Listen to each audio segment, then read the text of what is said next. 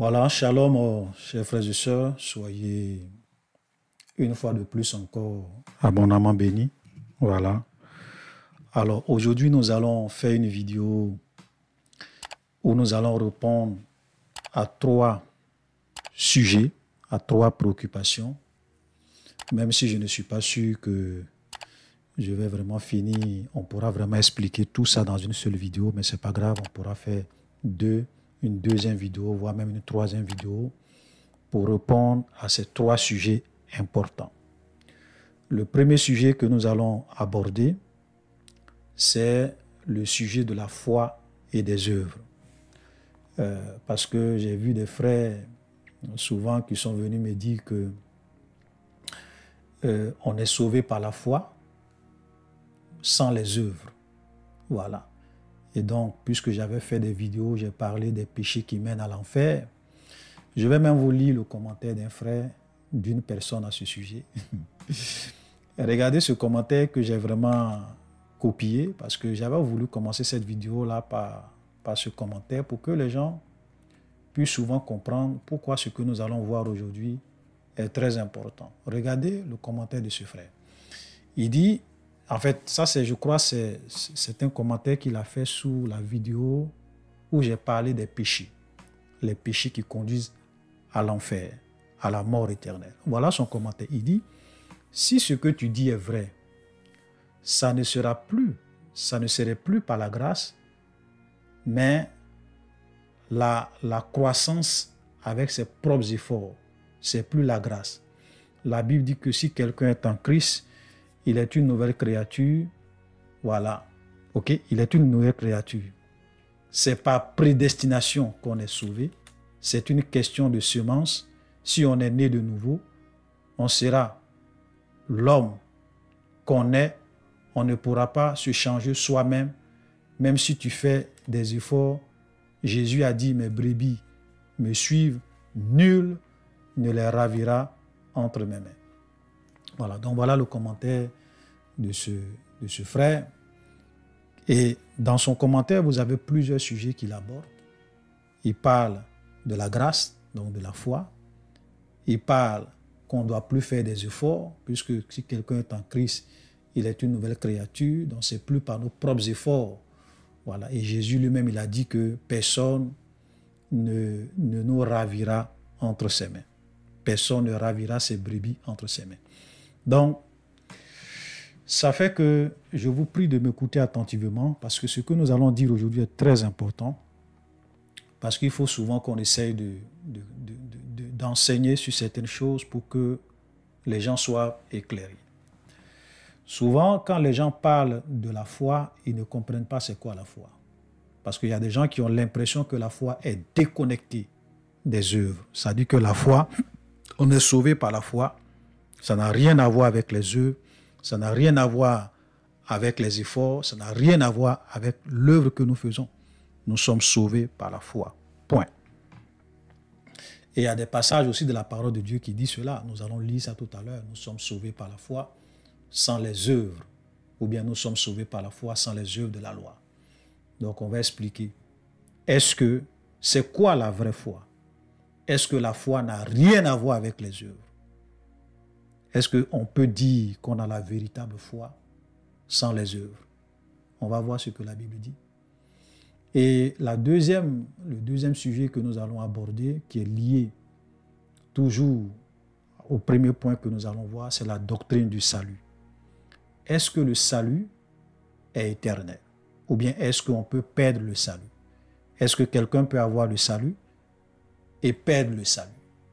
Voilà. Donc, on va aussi parler de la doctrine du salut éternel et on va voir si cela est conforme à la parole de Dieu.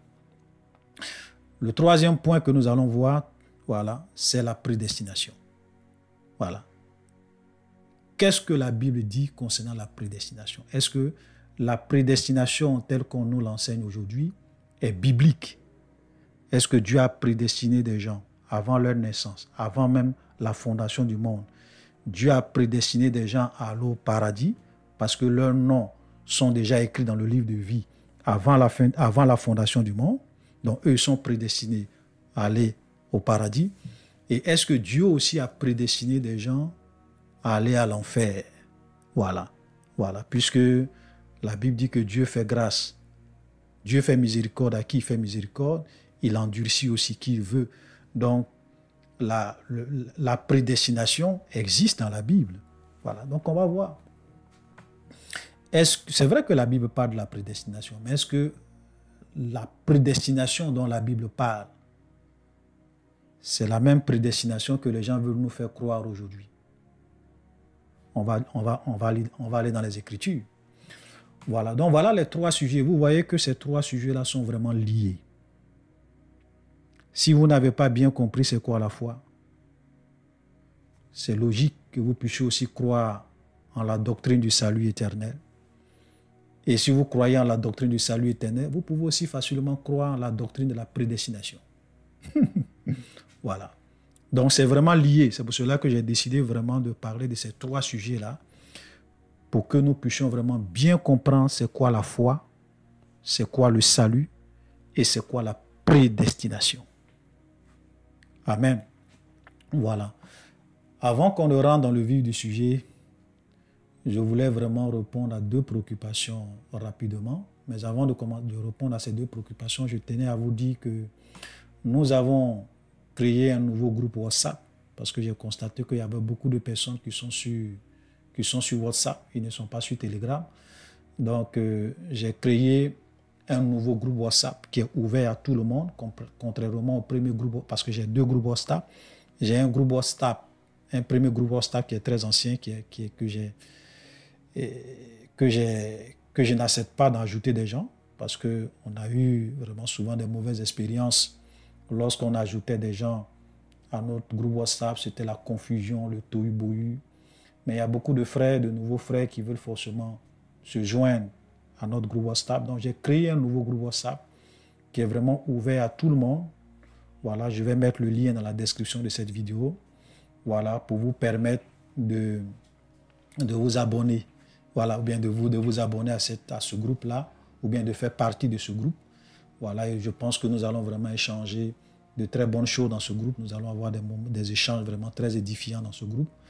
Voilà, donc je vous invite, pour ceux qui le souhaitent, on ne force personne, pour ceux qui le souhaitent, d'intégrer le nouveau groupe WhatsApp, dont je vais mettre le lien dans la description de cette vidéo. Maintenant, vous savez, comme je le disais, je dis que si vous êtes allergique aux critiques, si vous n'aimez pas qu'on vous fasse des reproches, si vous n'aimez pas qu'on vous recadre, qu'on vous interpelle, qu'on soit souvent dur avec vous lorsque vous êtes en train de faire des choses qui ne sont pas bien dans un groupe, ce n'est pas la peine de faire partie du groupe. Parce que moi, je ne tarde pas à recadrer les gens et même à bannir les gens. Voilà, donc je préfère prévenir les gens pour ne pas que les gens soient frustrés, les gens soient mal à l'aise, parce que malheureusement, aujourd'hui, il y a des chrétiens, on ne peut pas leur parler.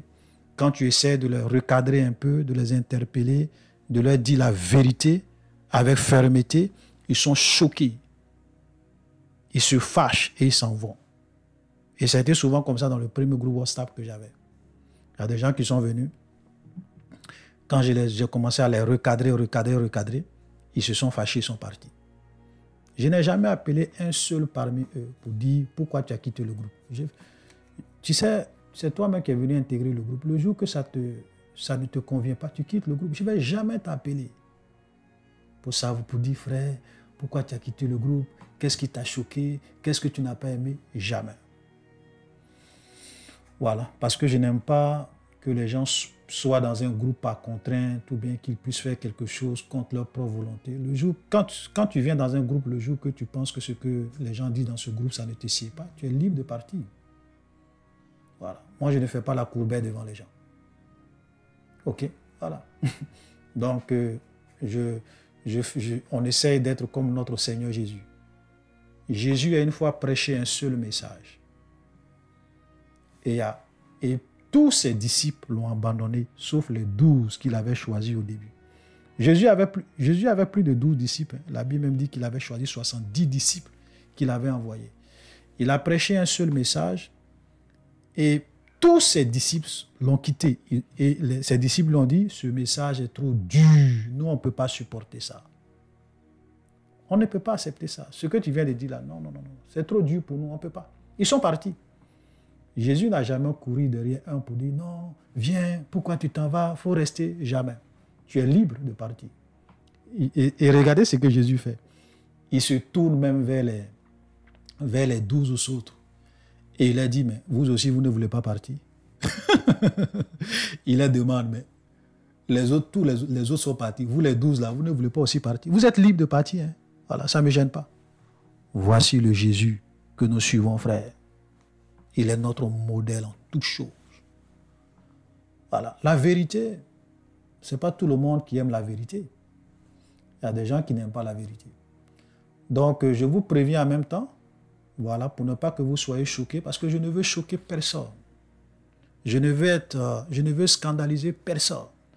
C'est pour cela que je te dis en même temps, si tu es quelqu'un qui est allergique aux critiques et au recadrage, ce n'est pas la peine de venir faire partie du groupe WhatsApp, je t'en prie. Sinon, tu vas être choqué. Alléluia. Voilà. Donc ça, c'est le premier point. La deuxième des choses que je voulais dire rapidement, il y a un frère qui a fait un commentaire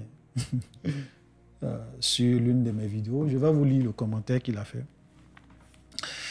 Et voici ce que le frère a dit.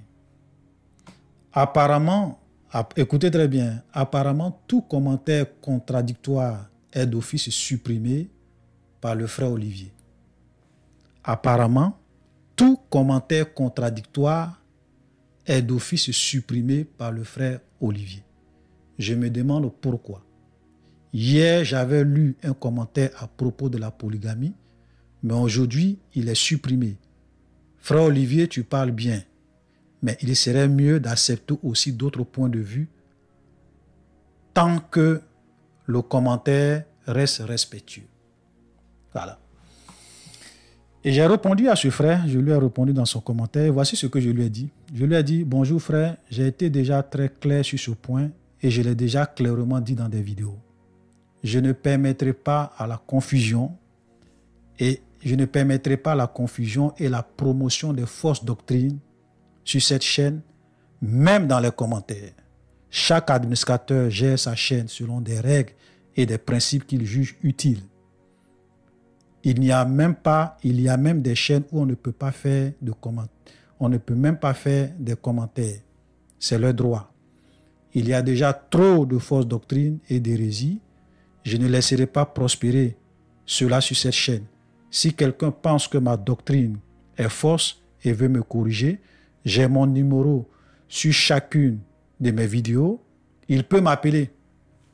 Et vous voyez ici, là, en bas, là, quand vous voyez en bas, ici, en bas, voilà, au coin là, prédicateur frère Olivier, WhatsApp, c'est mon numéro WhatsApp qui est là. Donc si tu penses que ma doctrine est fausse, tu peux m'appeler. Tu peux m'écrire, tu peux me laisser même des audios. Voilà.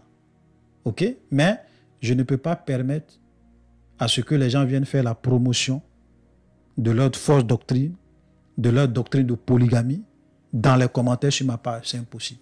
Je te bloque et je te supprime. J'ai été suffisamment clair là-dessus. Je continue, hein? OK? Je sais que je ne suis pas omniscient et je peux aussi avoir tort et me tromper, mais il est de ma responsabilité de ne pas laisser les œuvres et doctrines du diable prospérer sur cette chaîne, qui est comme ma maison. Je dis cette chaîne, c'est un peu comme ma maison. Aucun père de famille ne laissera un étranger ou un ennemi venir dans sa maison pour faire ce qu'il veut et s'aimer la confusion et le désordre chez lui. J'ai toujours dit que je ne force personne à croire en mes enseignements. Voilà la réponse que j'ai donnée à ce frère. Dans l'amour du Seigneur. Vous savez, aujourd'hui, les gens pensent que la liberté d'expression, ça veut dire venir sur la chaîne de quelqu'un et pondre, faire la promotion et des doctrines, des démons et des hérésies. Ce n'est pas ça la liberté d'expression. Même sur YouTube, YouTube a des règles. Si tu fais une vidéo qui viole les règles de YouTube, ils vont supprimer la vidéo sur ta chaîne. Et souvent, mais ils vont t'envoyer 3 avertissements. On t'envoie un premier avertissement, deuxième avertissement. Troisième avertissement, on supprime ta chaîne. On supprime ta chaîne. C'est-à-dire que même ceux mêmes qui disent qu'eux sont les champions de la liberté d'expression, Facebook, YouTube et plein d'autres chaînes, il y a des règles. N'importe quelle plateforme, il y a des règles. Si tu n'es pas d'accord avec les règles, tu ne viens pas sur la plateforme. Voilà. Donc, nous tous, on est sur YouTube. YouTube donne le droit à l'administrateur de bloquer quelqu'un, de supprimer un commentaire qu'il ne veut pas voir sur sa chaîne. C'est le droit de l'administrateur de la chaîne. Donc, j'exerce mon droit. J'exerce mon droit. Et en tant qu'un frère, un enseignant, je ne peux pas permettre que ma chaîne soit un lieu de confusion, de tohu-bohu, où des gens vont venir faire des commentaires pour justifier des doctrines des démons, des fausses doctrines. Non, je ne peux pas permettre ça.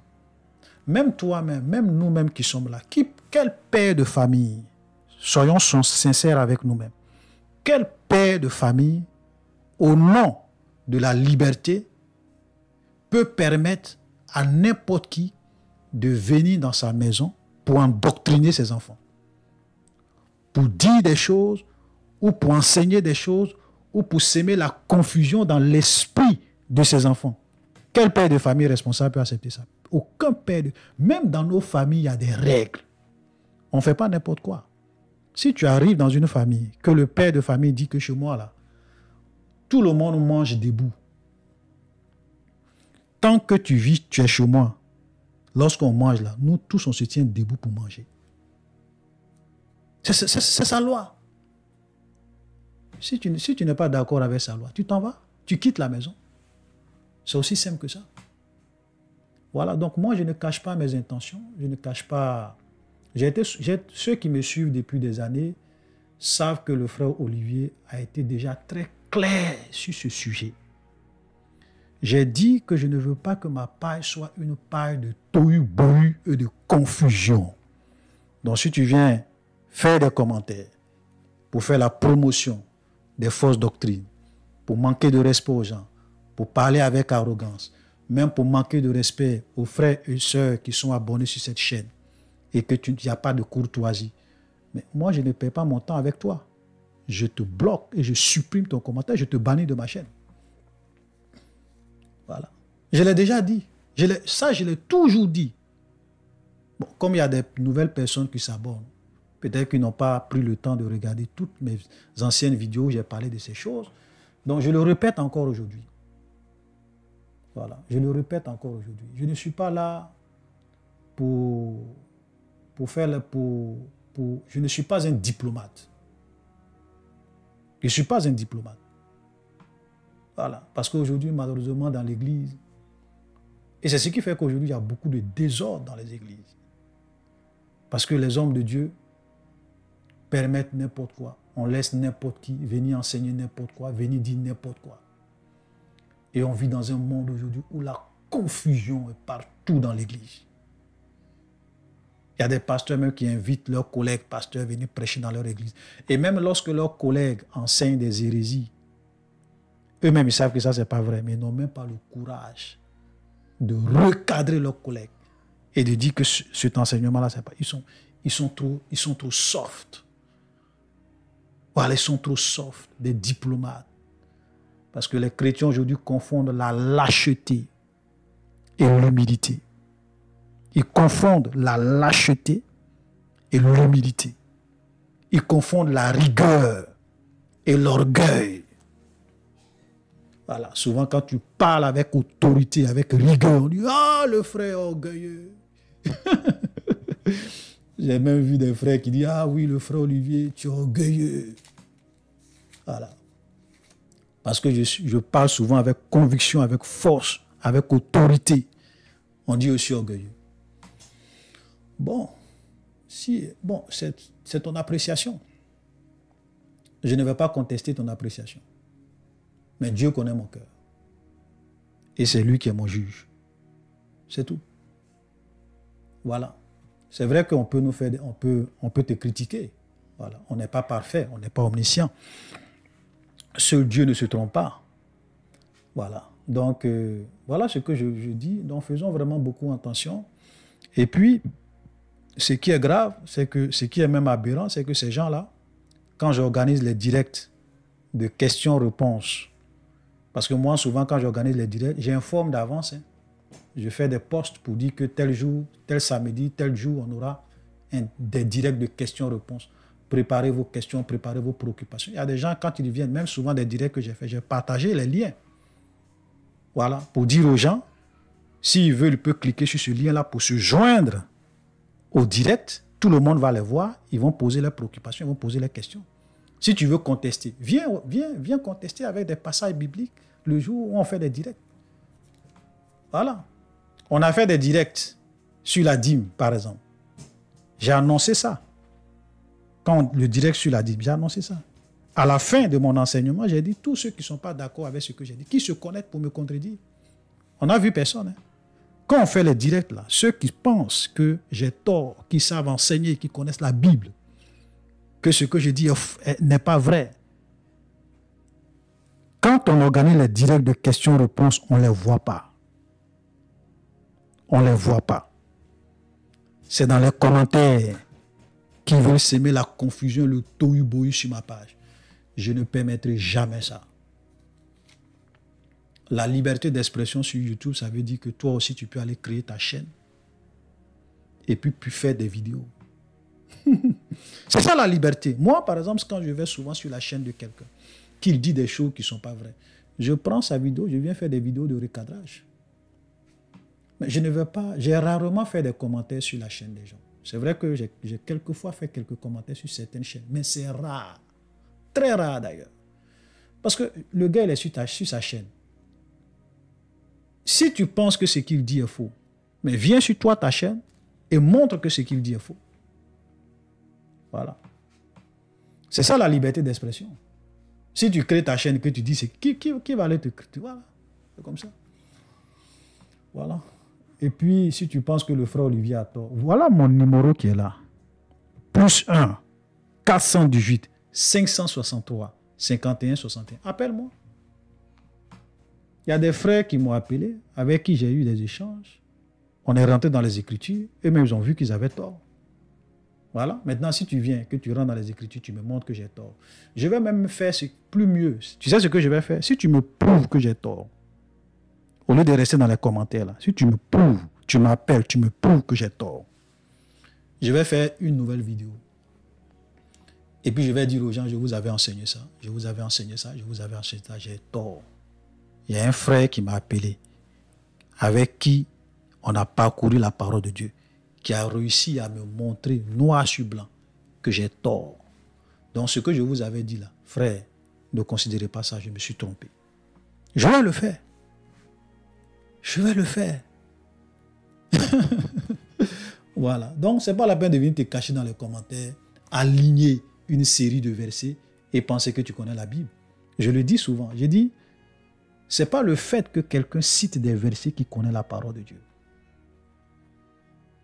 Est-ce que les versets que tu cites là, tu comprends ce que ça veut dire? Sinon, même le diable a cité des versets à Jésus.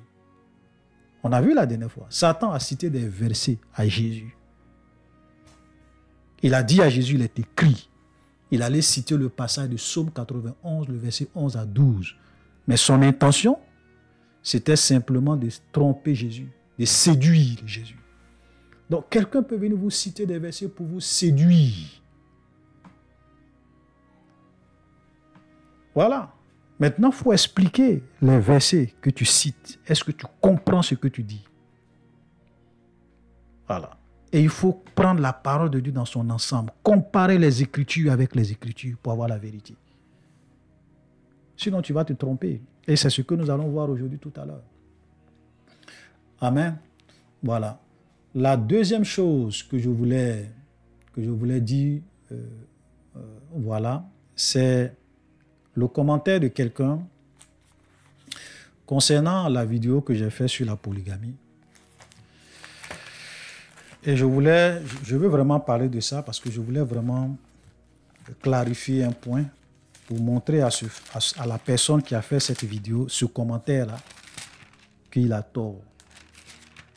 Il y a quelqu'un qui est venu me dire, oui frère, le passage de Matthieu 19 que tu as pris pour essayer de parler de la polygamie, ce passage-là, en réalité, ne parle pas du mariage, ne parle pas de la polygamie, mais c'est un passage qui parle du divorce, puisque la question qu'on a posée à Jésus, c'était une question sur le divorce. Donc, tu as pris ce passage et tu as fait une extension. En un mot, j'ai fait une extrapolation. Alors que ce n'est pas un texte qui parle du mariage, c'est un texte qui parle du divorce. Voilà, vous savez, chers frères et sœurs, nous vivons des temps vraiment difficiles. Et ça, je vous le dis parce que aujourd'hui, les gens n'aiment pas la vérité. Même quand ils lisent la Bible et qu'ils voient des choses au noir sur blanc, ils ont tellement de préjugés dans la tête. Ils ont tellement leur conception à eux. Ils ont été déjà tellement endoctrinés que même lorsqu'ils voient des choses, ils ne font pas attention. Ils disent non, ici Jésus n'a pas parlé du mariage, il a parlé du divorce. Donc j'aimerais dire à ce frère que tu as tort.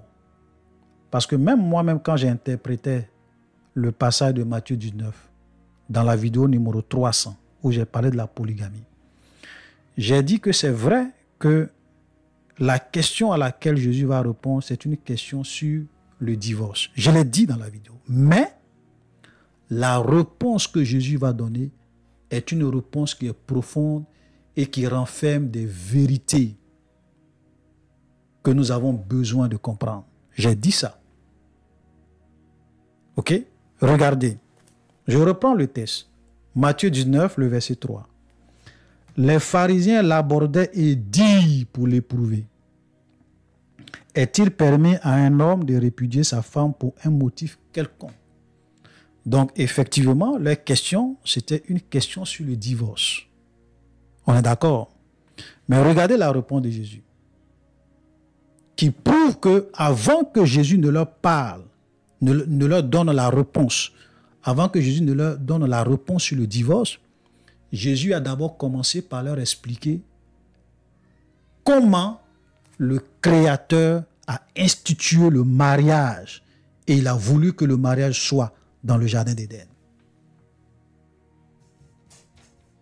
Écoutez, il répondit, donc Jésus va répondre: n'avez-vous pas lu que le Créateur au commencement fit l'homme et la femme, et qu'il dit: c'est pourquoi l'homme quittera son père et sa mère et s'attachera à sa femme, et les deux deviendront une seule chair. Ainsi, ils ne sont plus deux, mais ils sont une seule chair. Je m'arrête là. Je vous pose la question. La réponse de Jésus que je viens de lire, c'est le divorce ou bien c'est le mariage? Quand Jésus dit: n'avez-vous pas lu que le Créateur au commencement fit l'homme et la femme, et qu'il dit: c'est pourquoi l'homme quittera son père et sa mère et s'attachera à sa femme, et les deux deviendront une seule chair. C'est de quoi Jésus est en train de parler? Jésus est en train de parler du mariage. L'homme qui quitte son père et sa mère et s'attache à sa femme, et les deux deviendront une seule chair, c'est le mariage. Il n'a pas encore répondu à la question du divorce. Il définit, il explique comment le Créateur a voulu que le mariage soit au commencement. Il dit: les deux deviendront une seule chair. Il n'a pas dit les trois, il n'a pas dit les quatre, il n'a pas dit les cinq. Il dit aux gens, et je le répète encore, les gens ont voulu que Jésus parte dans la loi. Jésus n'est pas allé dans la loi. Jésus leur a dit: n'avez-vous pas lu ce que le Créateur a fait au commencement? N'avez-vous pas lu? Qu'il créa l'homme et la femme. Et il dit, c'est pourquoi l'homme quittera son père et sa mère, s'attachera à sa femme, et les deux deviendront une seule chair. Ainsi, ils ne sont plus deux, mais ils sont une seule chair. Ça, c'est le mariage. Et je vais même vous choquer en vous disant, quand Jésus dit ça aux gens, n'avez-vous pas lu? Quand on va voir au commencement dans le jardin d'Éden, est-ce que Dieu a donné un commandement à Adam sur le divorce? Est-ce qu'au commencement, là, il y a un commandement sur le divorce? Dieu a dit à Adam que tu peux divorcer. Est-ce que Dieu a parlé du divorce dans le jardin d'Éden? Est-ce que Dieu a parlé du divorce dans le jardin d'Éden? Dieu n'a jamais parlé du divorce à Adam dans le jardin d'Éden. Mais pourquoi Jésus leur dit d'aller lire? Jésus est en train de leur faire comprendre. Allez-y lire pour voir comment le Créateur a institué le mariage, a voulu que le mariage soit, a établi les règles du mariage. Jésus, c'est un grand enseignant. C'est pas quelqu'un qui se jette.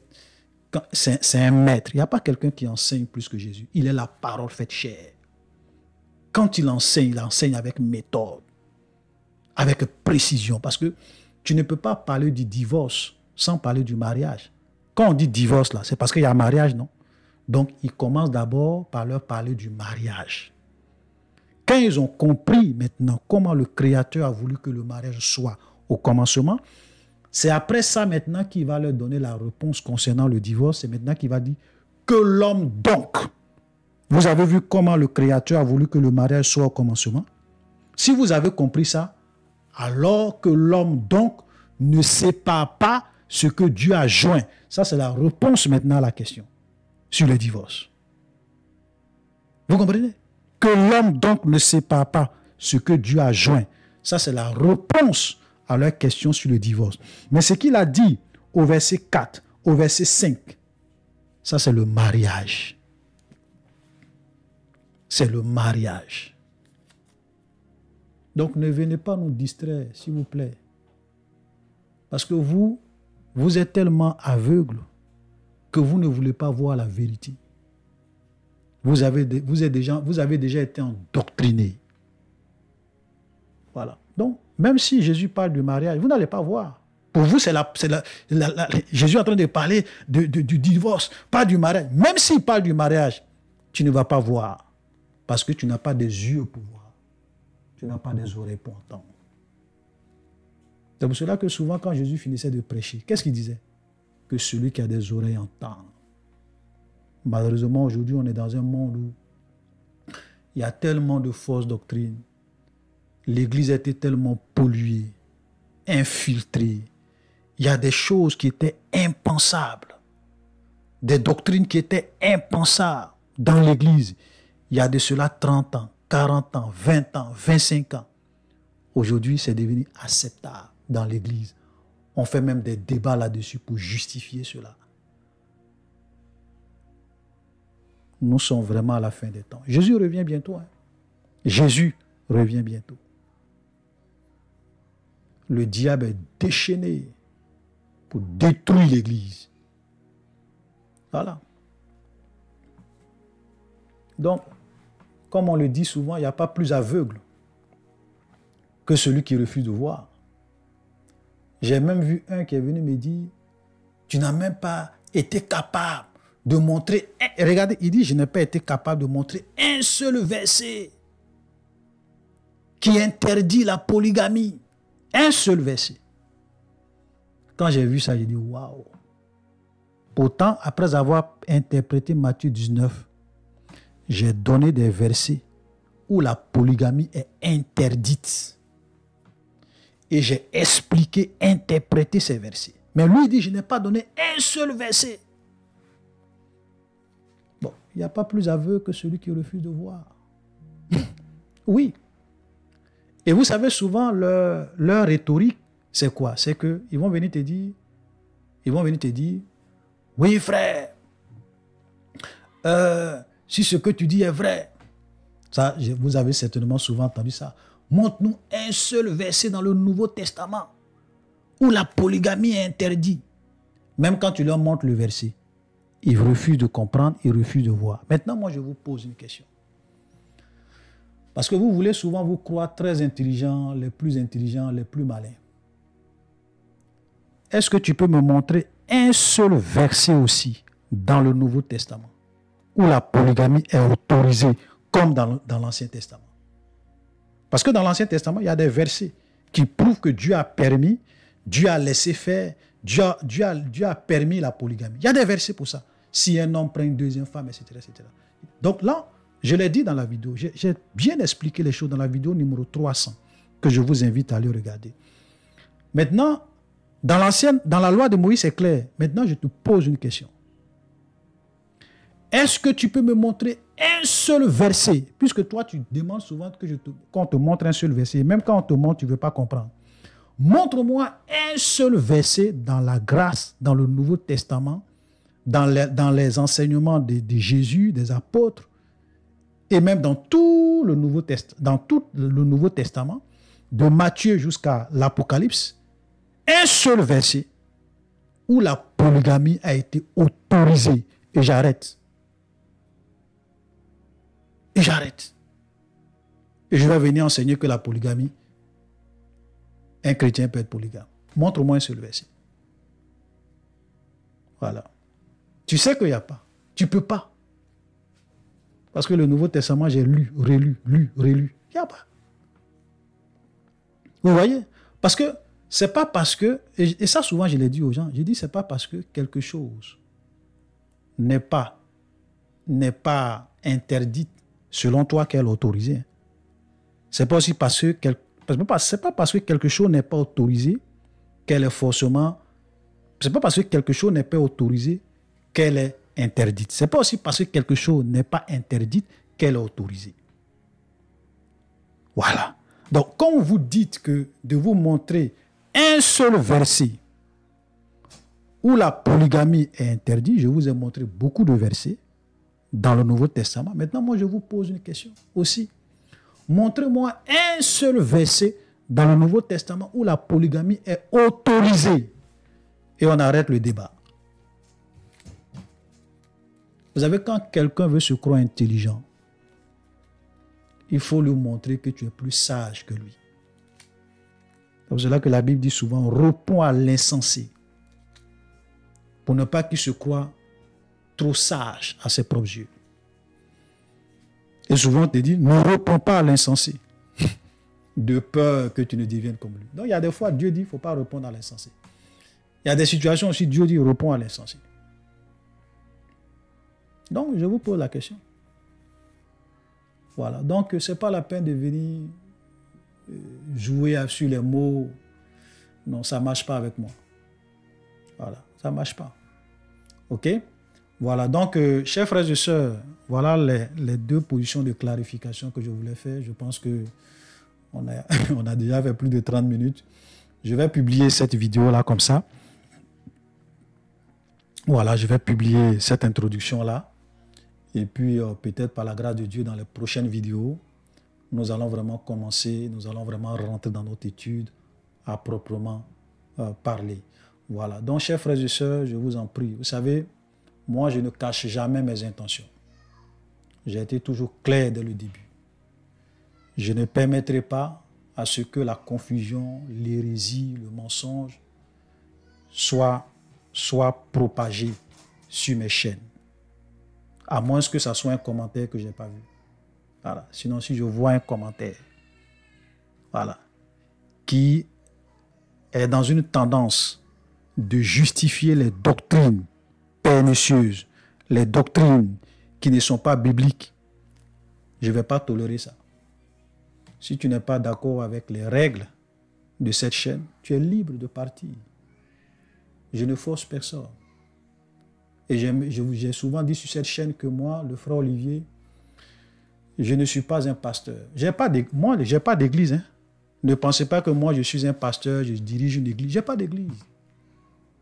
Je suis un frère comme vous et moi. Moi aussi, je prends ma Bible pour aller à l'église, pour écouter un pasteur. Si j'ai le temps. Voilà. Je vais aussi chanter, louer, si j'ai le temps. Dans certaines églises, on prie le Seigneur. Je ne dirige pas une église. Et quand je le dis souvent, peut-être les gens ne comprennent pas. Je suis un simple frère. Je suis un simple frère. Je ne suis le pasteur de personne, je ne suis le bishop de personne, je ne suis le prophète de personne, le docteur de personne, je ne sais pas, l'apôtre de personne. Je suis un simple frère à qui Dieu a dit, viens sur les réseaux sociaux, viens prêcher dans le désert des réseaux sociaux. Tout ce que je t'ai enseigné, tout ce que je t'ai appris, afin que ceux qui ont des yeux puissent voir et ceux qui ont des oreilles puissent entendre. Donc je suis une petite voix qui crie dans le désert des réseaux sociaux. Il y a plusieurs autres voix, peut-être même plus mieux, des gens qui enseignent même peut-être plus mieux que moi. Donc moi je ne suis rien. Et ce n'est pas parce que tu refuses d'écouter le frère Olivier que Dieu va t'envoyer à l'enfer. Qui est le vrai Olivier? Si tu refuses d'écouter la vérité, ça c'est autre chose, ça c'est entre toi et Dieu. Mais ce n'est pas parce que tu dis que non, moi le frère Olivier c'est un faux frère, je n'écoute pas ses vidéos, et je ne le considère pas comme quelqu'un qui a été appelé par Dieu, il est inspiré par Dieu. Ce n'est pas pour ça que Dieu va t'envoyer à l'enfer. Jamais. Je ne suis qu'un grain de sable dans tout le dispositif de Dieu pour faire son œuvre. Un grain de sable. Un petit cacaba. Je suis rien. Je suis rien. Je suis un serviteur inutile à qui Dieu a fait la grâce de lui dire, viens prêcher ma parole sur les réseaux sociaux. C'est tout. C'est mon maître. S'il me dit, frère Olivier, je t'ai formé pendant des années, je t'ai enseigné beaucoup de choses pour que tout ce que tu as appris, tu puisses partager ça avec tes frères. J'obéis à mon maître. C'est lui qui va me juger. Je lui obéis. S'il me dit allons à gauche, je vais à gauche. Il me dit allons à droite, je vais à droite. Je ne suis là pour impressionner personne. Je ne suis pas là pour créer un fan club. Je ne suis pas là pour que les gens me suivent. Parce qu'il faut me suivre. Tu es libre de me contester. Tu es libre de te désabonner. Tu es libre de supprimer toutes mes vidéos. Si tu juges à un moment donné que le frère Olivier est en train de dévier, il commence à être imbu de lui-même, orgueilleux, prétentieux, il commence à égarer le peuple de Dieu. Je te donne un conseil. Quitte ma page. Désabonne-toi. Ne regarde pas ces vidéos pour ton propre bien. Parce que les fausses doctrines, on ne s'amuse pas avec ça. Ça conduit à l'enfer. Ça, c'est le frère Olivier qui te dit ça. Suis mon conseil. Il y a plein d'autres serviteurs de Dieu. Tu peux aller les écouter. Ils prêchent la vérité. Ils enseignent proprement. Si tu mets leurs enseignements en pratique, parce qu'au travers d'eux, tu vois que le Seigneur te parle. Frère, si tu mets les enseignements en pratique, tu es un enfant de Dieu. Tu meurs, tu vas aller au paradis. Même si tu n'écoutes pas le frère Olivier. Même si tu n'écoutes pas le frère Olivier. Tu meurs, tu vas aller au paradis. Je ne suis rien. Ce n'est pas la peine de venir me mettre sur des piédestals. Non. Moi, je ne suis rien. Je n'ai pas aussi peur de quelqu'un. Je n'ai pas peur de dire la vérité. C'est pour cela que je prêche avec conviction. C'est vrai, je ne dis pas que je suis omniscient, je sais toutes choses. Mais ce que je crois être la vérité, je vais prêcher cela avec autorité, avec conviction, avec précision, sans aménagement. Et tous ceux qui vont venir me distraire, je ne vais pas leur faire de cadeaux. Parce qu'un jour, je serai devant le seul Elohim d'Israël. Et quand je serai devant Jésus-Christ de Nazareth, après ma mort, parce que la Bible dit que même nous, les serviteurs de Dieu, nous serons jugés sévèrement. Vous comprenez? C'est vrai qu'on ne va pas être jugé pour dire on va aller à l'enfer. Non, parce que nous tous, on va comparaître devant le tribunal de Christ. Et nous allons rendre compte. Chaque message que tu as enseigné, chaque parole que tu as proférée, chaque doctrine que tu as défendue, tu vas t'expliquer devant Jésus-Christ de Nazareth, le roi des rois, le Seigneur des seigneurs, celui dont les yeux sont comme une flamme de feu. Tu vas lui rendre compte. Celui qui ne fait acception de personne, qui s'en fout de ton titre, de ton grade, ça ne l'impressionne pas.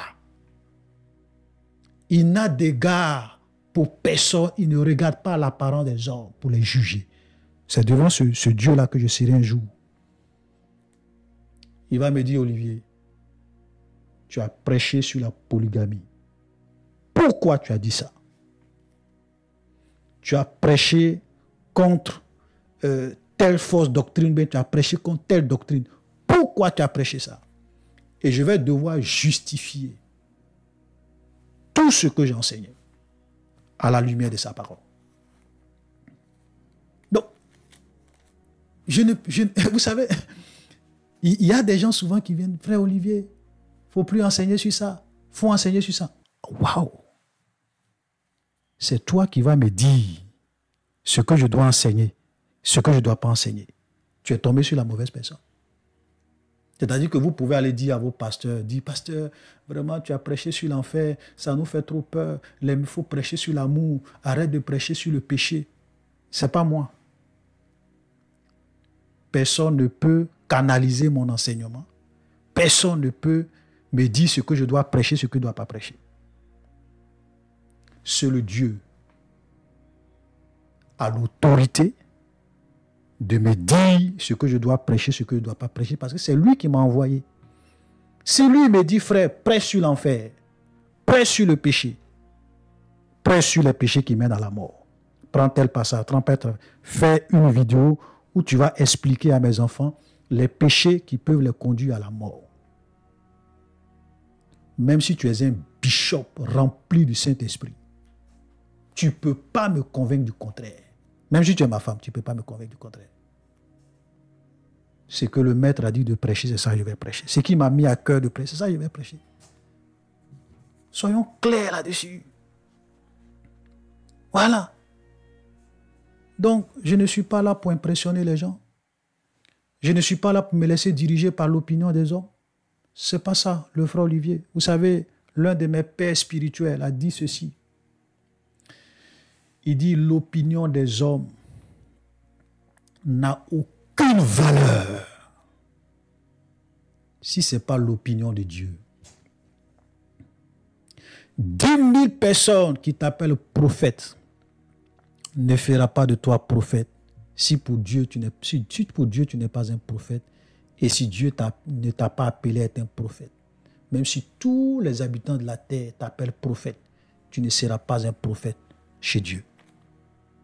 10 000 personnes qui t'appellent bishop, révérend, archibishop, apôtre, prophète interplanétaire, ça ne fera pas de toi un apôtre, un archibishop, un révérend interplanétaire.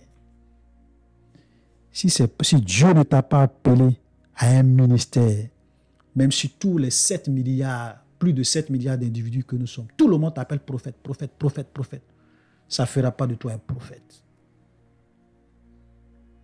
Écoutez bien. 10 000 personnes qui t'appellent le diable ne fera pas de toi le diable. Si tu n'es pas le diable. L'opinion des hommes n'a aucune valeur si leur opinion n'est pas l'opinion de Dieu ou si leur opinion ne va pas dans le sens de la pensée de l'opinion de Dieu. Ça n'a aucune valeur. C'est pour cela que des grands hommes de Dieu comme Paul, ils pouvaient dire, si je cherchais à plaire aux hommes, je ne serais pas serviteur de Dieu. Oui. Un vrai pasteur, un vrai apôtre, un vrai serviteur de Dieu, ce n'est pas celui qui cherche à plaire aux hommes. Parce que les hommes vont toujours te combattre. Ils vont toujours trouver des choses à dire concernant ce que tu dis. Leur opinion n'a aucune valeur. Voilà. Donc, si quelqu'un me dit, frère Olivier, tu es orgueilleux, frère Olivier, tu es ceci, frère Olivier, tu... Moi, j'ai la conscience tranquille devant Dieu. Je marche devant Dieu avec un cœur pur. Je ne me reproche rien. Et l'une de mes prières que je fais souvent à Dieu, je dis, Seigneur, je ne veux pas être une pierre d'achoppement. Je ne veux pas que mes enseignements soient des enseignements qui conduisent des gens à la dérive et à la mort. S'il y a une seule chose que j'enseigne, Seigneur, qui n'est pas ta volonté, éclaire-moi, parce que je suis un homme.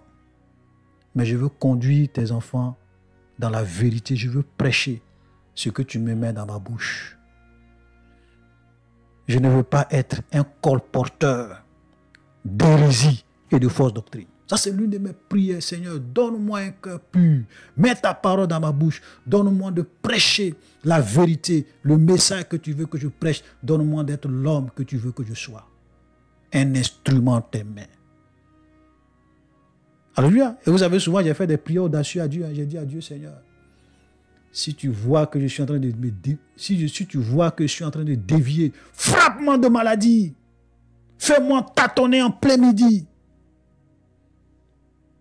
Frappe-moi de quelque chose pour que lorsque je serai, même, provoque un accident de telle sorte que lorsque je serai peut-être couché dans la maladie, je puisse dire, Seigneur, que tu puisses réellement me ramener à l'ordre.